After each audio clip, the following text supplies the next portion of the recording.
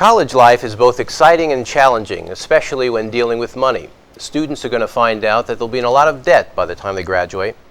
Hello, I'm Dr. David Kopp, and welcome to Barry University's David Brinkley studio, and this is Community Crossroads.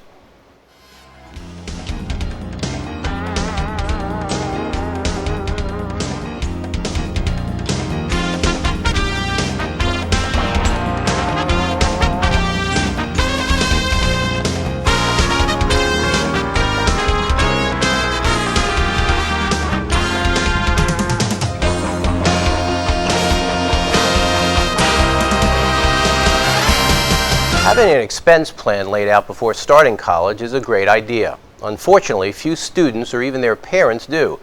Many students never had to budget their own money, and they're shocked when the bill comes due. Hello. I want to say greetings to my panel. Joining me today is Mr. Dart Humiston, who is the Director of Financial Aid for Barry University. Mr. Michael Haley, who is a local financial consultant. Dr. Michael Broyhan, who is Associate Professor of Accounting at Barry University School of Business. And last but not least, Ryan Morales, who is a recent college graduate who is now facing some overwhelming debt. Welcome, panel. Dart, I wanted to start with you to talk about a shocking statistic, at least it was for me, that student loan debt has now exceeded, I guess, credit card debt. Is that the case? Consumer debt, yes. That's absolutely correct, David.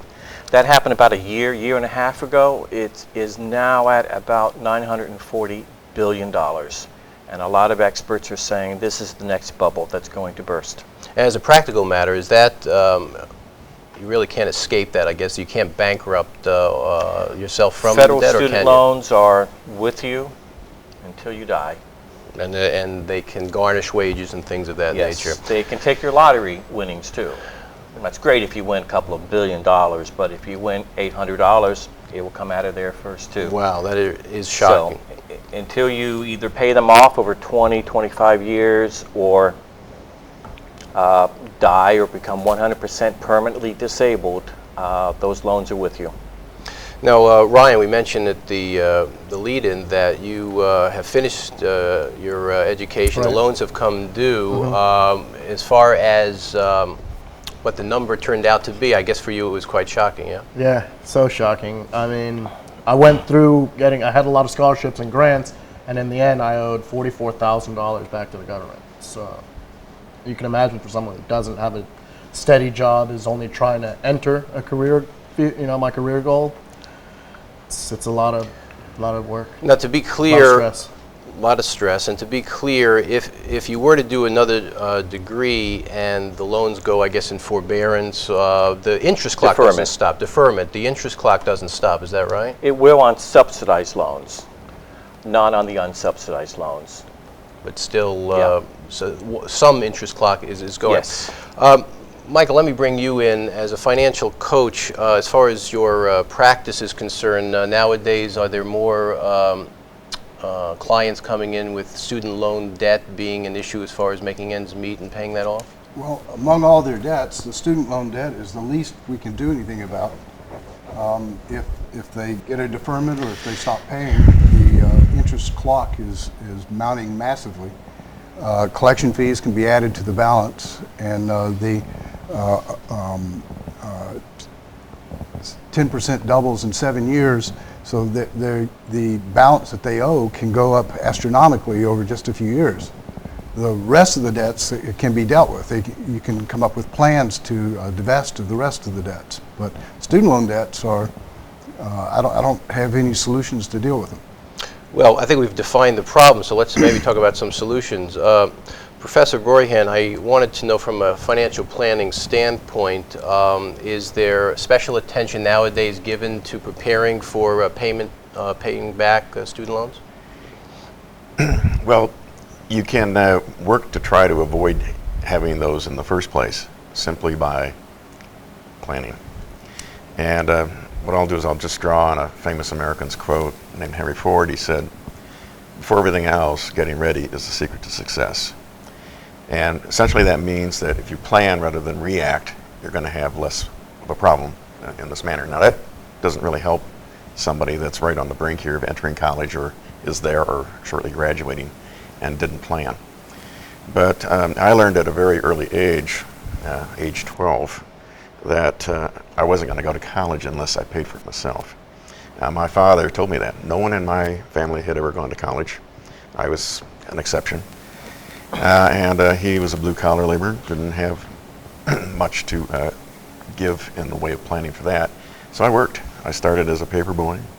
I babysat. I found every way possible to earn money with the intent of having a fund set aside so that I could go to college. And I worked all the way through high school, 30 hours a week. So I saw it coming. I don't know that many people today are doing that, but I did because I knew I wasn't going to go without having those monies set aside.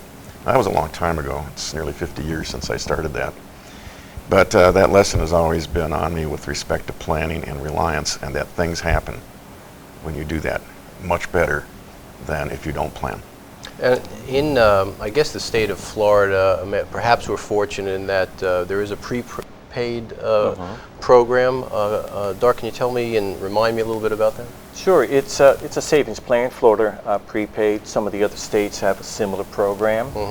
In theory, you start when your child is very young, and that will then pay for education at the state school, depending upon how much you put in. It still doesn't usually cover everything, especially if the student is going to a private university. And that's part of the issue too. The tuition has increased. It generally increases nationwide about 9% a year because colleges are trying to catch up. In other words, they're trying to install wireless computers, upgrading the library. Students don't like living in a dorm. They want their own room. So the generation is different than the ones from 30 years ago. And with the challenges, tuition's going up, and unfortunately, grants and scholarships are not. Well, I was going to ask you about that. I mean, the recession, I would assume, has affected the access to some of these loans. Yes. Is there, if I were, I mean, it's, is it until the age of 26 or so that the parents' income is really what you're basing it on? 24. Students generally are considered dependent on their parents until they are over the age of 24 or married or meet one of the other requirements. But even if they are independent, the funding has been cut the last couple of years. State of Florida grants have been reduced. There have been some hurdles added to that, different forms that people have to fill out. Nationally, the federal Pell Grant has not gone up, and if it doesn't go up, it's really going down because tuition's going up, food's going up, everything else is going up. So if it doesn't go up, it's going down. Well, Professor Broyhan mentioned there's no substitute for good planning, but once, I guess once the horses are out of the barn, as they say, I want to ask Ryan, how has this new debt responsibility affected your lifestyle? I mean, what changes are you going to have to make in the immediacy? Excellent question. A change I've already made in my life is consciously not spending money. If you know, I see maybe some friends are going to a concert or to a movie, you know, if I see that I can save money, maybe I won't go, you know, or even trying to do things as far as and social networks are concerned that are free, you know, open to the public. That's one thing I've done in my own life to save money. And then I think that Michael here might agree that also there's bad debt and then there's okay debt, and I do my best to stay away from bad debt. Oh, let's talk about the okay debt. Maybe I don't know about that one. Well, okay debt, for example, student loans, in my opinion, are an okay debt because you're investing in your own future. You're investing in a career. You're investing in education. So that would be the greatest okay debt. You know, I don't really beat myself up about these loans because I know that I've done this so I can pay them back in the future. And that is the theory, isn't it? Because in other words, getting into debt, but the future career path perhaps, excuse me, will offset that. But with the recession and job opportunities not being as readily available, there becomes a double whammy, if you will. I was thinking as you were speaking, Ryan, that do we now still have, and anyone from the panel can respond, do we still have opportunities to work off debt? I remember when I was graduating, there were opportunities to work in high-risk areas or on even Native American reservations, I remember, was an option to remove some debt. Does that still exist? Yes, yes. They still have some of that. It's not as much as before. And if I could also go back to your okay debt, you have to look a little bit further too. If you're borrowing $40,000 and you have a good degree, business degree, engineering degree, biology, that's an okay debt. If you borrow that much and you have a photography degree or social work, that may not be okay debt. Unfortunately, the federal government doesn't look at the income that your major will produce. So you can borrow the same amount whether you're going to be a lawyer or a social worker. I think we need more social workers, but it's hard to pay your loans on that salary. Michael, does the debt, college loan debt, that does fall into the debt-to-income ratio when you're being evaluated for credit worthiness? Of course, and now they're using the deferred debt as well. So even if you have some student loans on deferment, they're still going to count the monthly payment for those. And those destroy the numbers for people trying to qualify. Was it always like that? No. Yes. I mean, years ago they didn't use the deferment amount. Yeah, the deferred amount, I was but wondering. You're saying they're doing it now. Yes. Wow, there really isn't any good news on this front, it seems like. And oh, I'm sorry, go ahead. Well, I have a radical idea. I advocate to my clients to take a pledge to have no debt. Maybe excluding productive debt, debt that you can make money with, and maybe defining that as student loan debt. But if your car doesn't make you money, it's an invalid kind of debt. If credit cards don't make you money, then it destroys your financial worth, your future, if you take on debt. I'm strongly opposed to the credit card companies giving away credit cards on college campuses like they're candy, because I wish I knew a statistic, but everyone I know graduates with a maxed out credit card. And then they enter the workforce with a car payment, credit card debt, and student loan debt, and then they're heavily exposed to the new economy. The new economy in the sense that the velocity of change in the workplace is very dramatic, and the job or company you're with today will have weak technology next year or will be merged with somebody the year after that, and you'll be financially destroyed in any of those changes. If you have no debt and if you build savings, you can make changes to your career and keep hopping on a train that's going someplace instead of being stuck in a job because you desperately need a salary. And this is also affecting the economy, because if you did not have that $44,000 debt, you might be buying a house, you might be investing in something that's helping the economy. But a lot of students are putting off marriage, putting off buying a home because of this debt. So it's, with $940 billion out there, it's a little bit of a drag on the economy too. But I don't blame the students, because what else are they going to do? We tell them they need an education, and if the education is $20,000, $30,000, $40,000 a year without student loans, there's no way they can make it. Well, nobody's mentioned this. It's probably not a very popular option, but in terms of planning, if you don't have the financial resources and you're not sure you can get loans, perhaps you join the armed forces.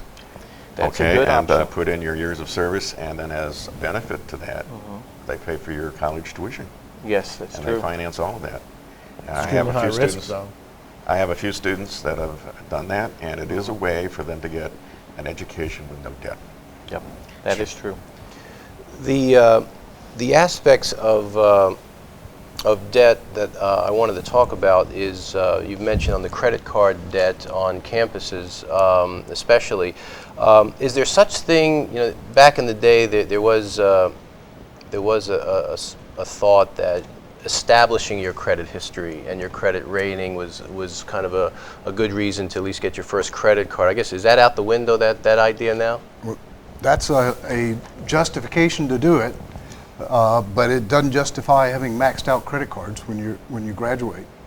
And I don't know how many students can have a $1,000 credit line available to them and not use it. Yes. And not have the resources to pay it back. We have freshmen coming to us with credit cards that they got in high school. I don't know how. I'm part of that, Really? that group. I mean, truthfully, I had a credit card for emergencies only. I never bought anything on it. I didn't do anything. And one time I needed to get an emergency flight, and I put the emergency flight on the card.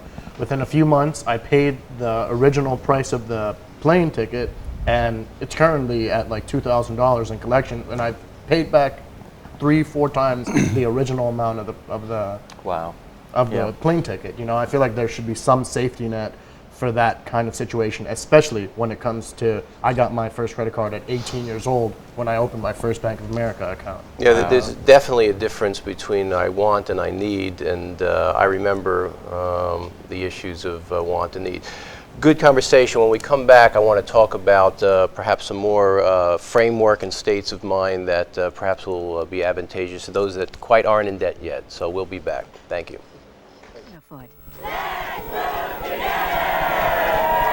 Arthritis is America's most common cause of disability. Walking just 30 minutes a day can ease joint pain, improve mobility, and stop the progression of the disease. Start moving now to prevent and control arthritis. And let's move together to raise funds for a cure. Join the movement and participate in the arthritis walk in your area. Log on to letsmovetogether.org and start moving.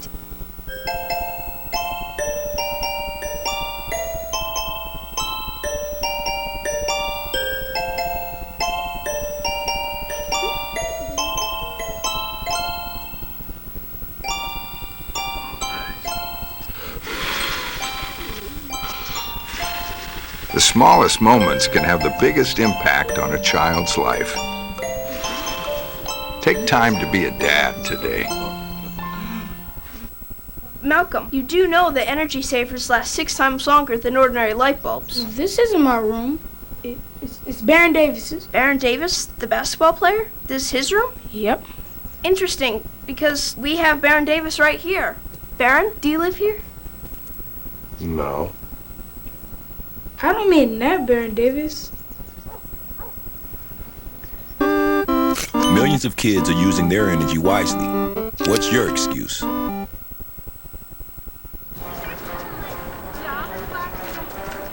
Did you get a call from the coach about those kids who were caught drinking?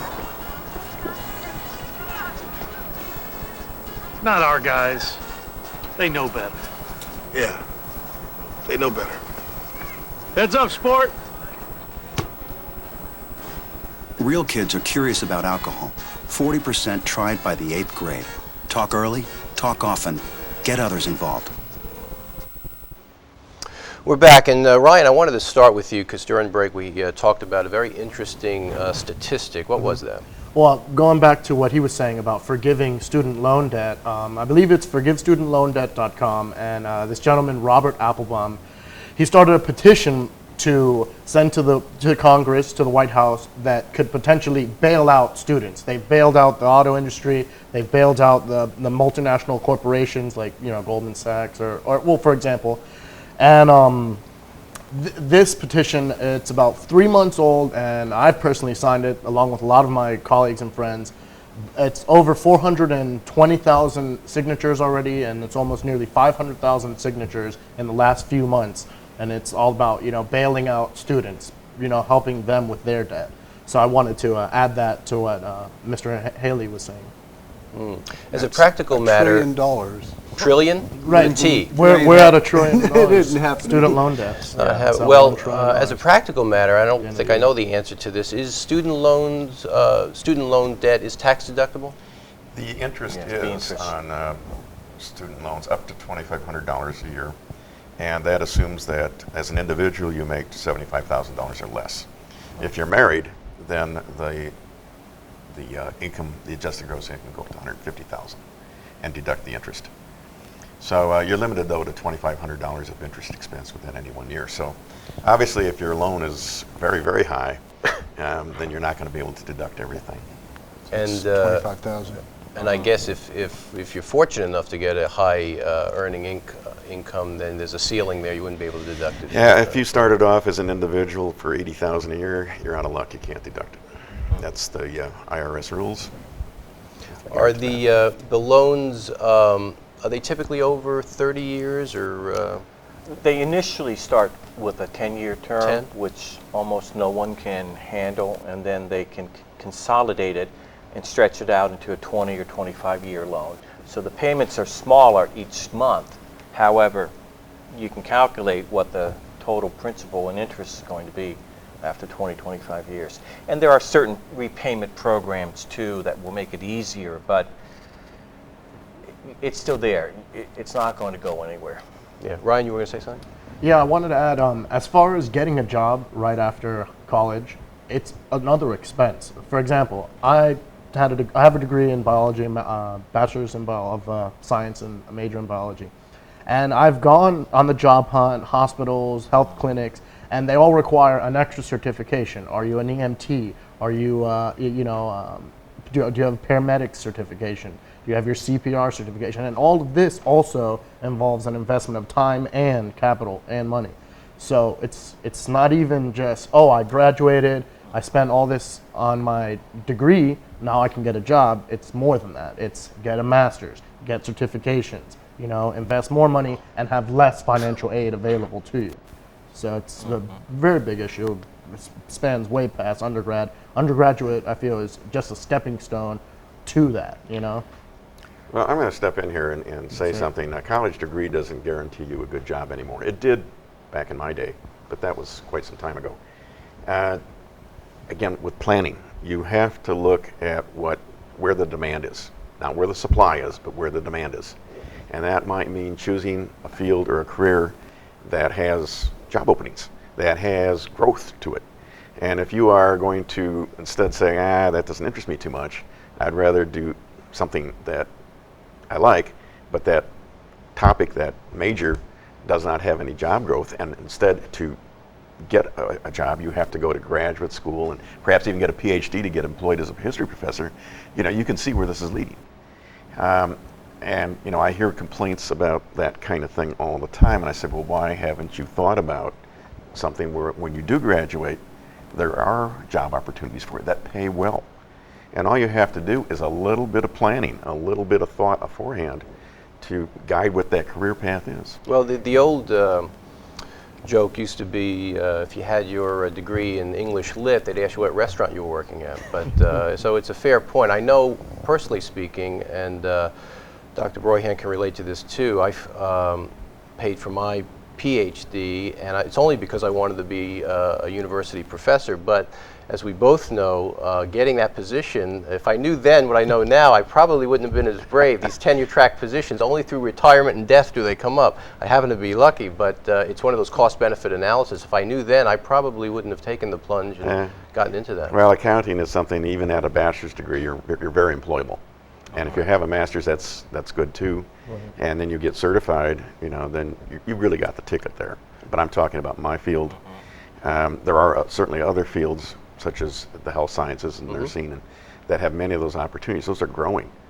But don't be a Renaissance person in the sense of majoring in that, because while employers want well-rounded people, you don't have any necessary starting skill that they're going to pay for. Right.